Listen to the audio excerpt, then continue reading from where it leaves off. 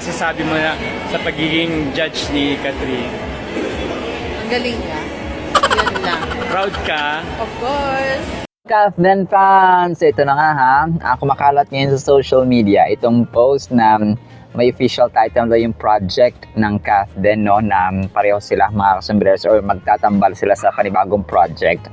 Ang sabi dito sa post ay may official title na ang bagong project ng Kathden, sana ay suportahan niyo kaming muli.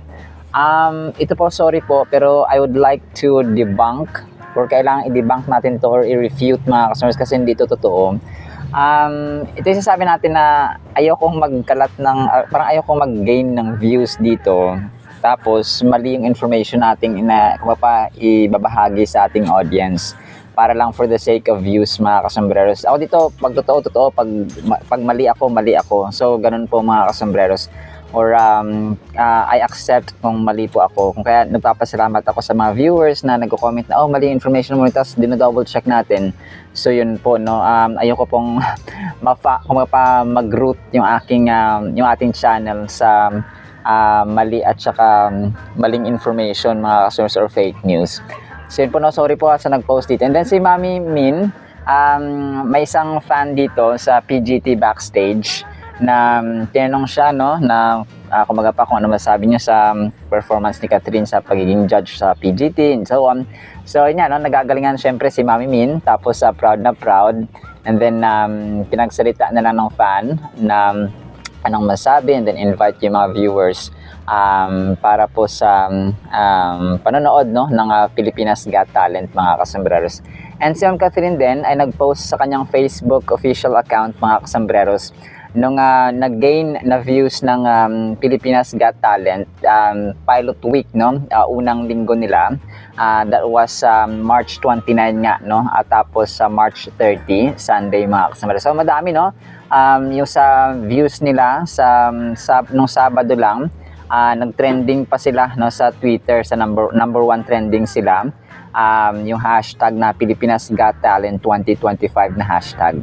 Tapos yes to Hura Donnie, tapos Catherine, the heart of Pilipinas Got Talent or PGT, nag-trending din. Tapos yung hashtag na, o si Catherine mismo nag-trending mga kasombreros.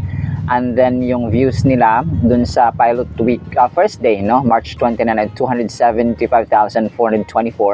Tapos sa March 30 naman ay 246,593. That was Sunday. Tapos yung nag-trending sa Twitter ay hashtag PGT7 Tower.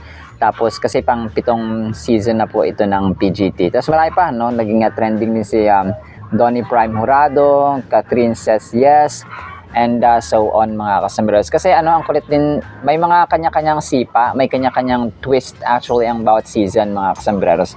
And then ito din, nag-post din si Ma'am Catherine ng Maggi Magic Sarap niya na endorsement video kahapon ito mga kasombreros. Tapos ang kulit ng post dito kasi na-relate ko rin ito. Ang sabi niya kasi sa kanyang caption, sabi niya, as part of my adulting, I've been learning how to cook, and sometimes it feels overwhelming. With Maggi Magic Sarap, mas confident na ako to try new things in the kitchen and cook for the whole fam.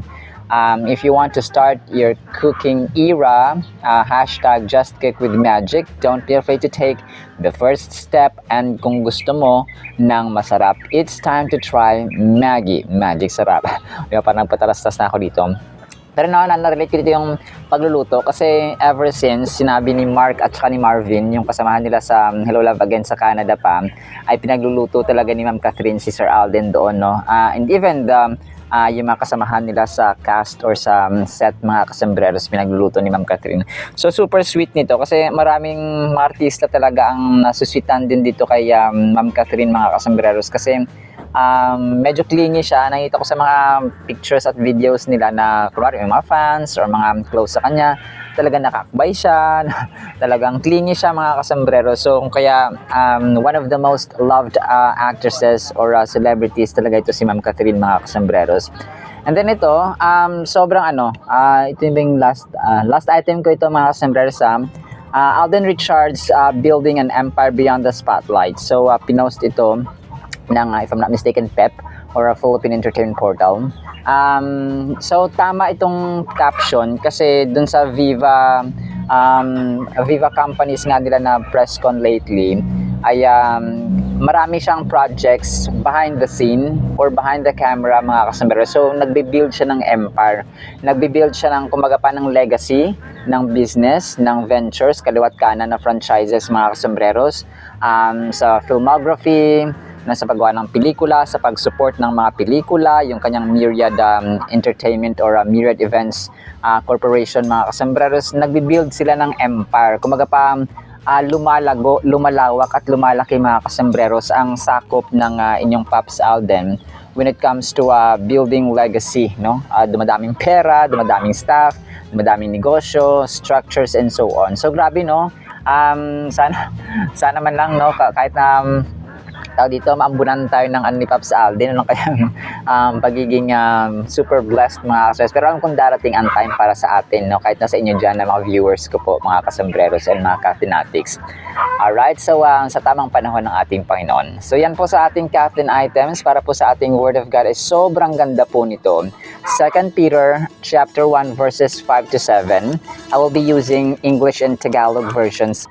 Verse 5, but also for this very reason, this was Apostle Peter speaking, giving all diligence, add to your faith virtue, to virtue knowledge, sa 6, to knowledge self-control, to self-control perseverance, to perseverance godliness, to godliness brotherly kindness, and to brotherly kindness love. Sorry po sa manok. Sa Tagalog po, dahil dito sikapin ninyong idagdag ang inyong pananampalataya, ang kabutihan, at sa inyong kabutihan, idagdag pa natin ang kaalaman. Sa ating kaalaman, ang pagpipigil sa sarili. Sa inyong pagpipigil sa sarili, idagdag rin natin ang katatagan. At sa inyong katatagan, ang pagiging makadiyos. And verse 7, sa ating pagiging makadiyos ay ang pagmamalasakit sa kapatid, at sa inyong pagmamalasakit ang pag-ibig. Grabe na pinakalas dito mga kasambreros ang pag-ibig. Kung kaya kabutihan and then pag-ibig. So yun ang pinakauna at saka huling kumbaga pa characters na tataglay natin. Kasi in between yung mga pagpipigil sa sarili, yung pananampalataya, yung kumbaga pa yung brotherly kindness, no, perseverance natin, yung pagsusumikap, no, pagiging masipag ay naka-enclose doon. Kumbaga pa para siyang burger. Nasa top yung love at saka nasa baba yung kabutihan, nasa gitna yung mga kumbaga pa sub-characters or sub-traits po natin mga kasambreros and mga kapantas. So, sabi dito, giving all diligence. So, we are partakers of the divine nature, but once we are made spiritual sons and daughters, growth in the Christian life doesn't just happen to us. So, hindi lang siya nangyari na parang overnight process, for example, or 2-day process, or 1-year process. So, hindi po siya ganon. Hindi lang siya na parang buto na pag tinanim mo ay kusa na lang kumbaga pang tutubo at saka mamumunga. Sometimes kailangan ng nurturing, kailangan ng nourishing, kailangan ng pataba, kailangan ng kumbaga pa ng tubig, ng sunlight and so on mga kasambreros. So ganun din po sa ating buhay.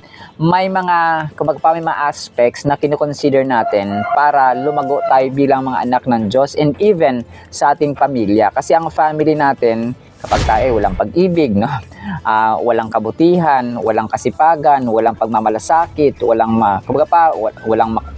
Diyos, no? Hindi tayo makadiyos.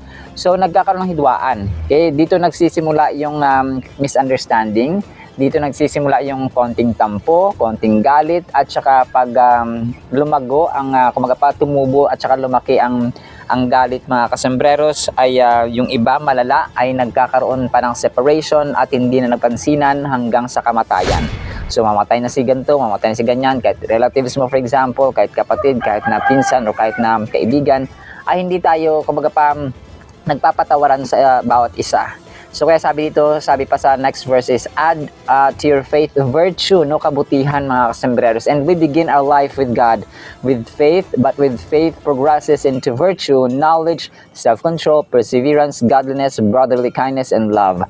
So love being the capstone of all God's work in us. So gaya ng sinabi ko, capstone, ito yung kumaga pa on top talaga ng lahat ng characters na dapat nating taglayin kasi God is love and we cannot love people without loving God, and we cannot love God without loving people. So vice versa. Hindi po parallel sila mga kasambreros.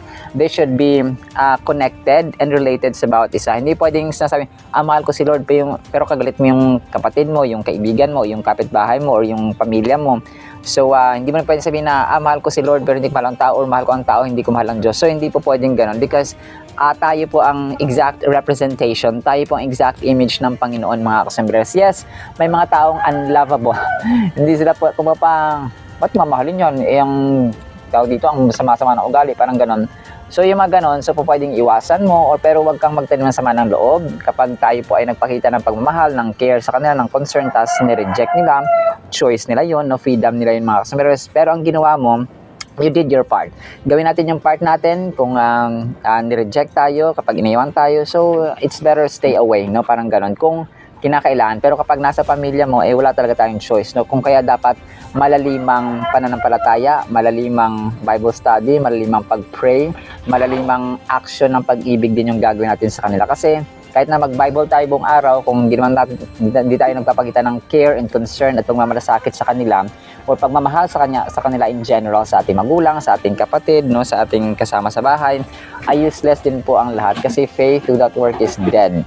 So, ganun din po, work without faith is dead. So, vice versa, mga kasos. Alright, so lamang po in the meantime, nawa po pagpalain po tayo ng pag-ibig, pananampalataya at pag-asa in the mighty, holy, sweet, magnificent, our source of goodness, of love, and patience, and perseverance, and self-control, mga kasambreros, and diligence. In the mighty name of Jesus Christ, we pray. And everyone said amen and amen. See you sa next segment po, mga kasambreros, and kapantasan pa. Alam po. I love you.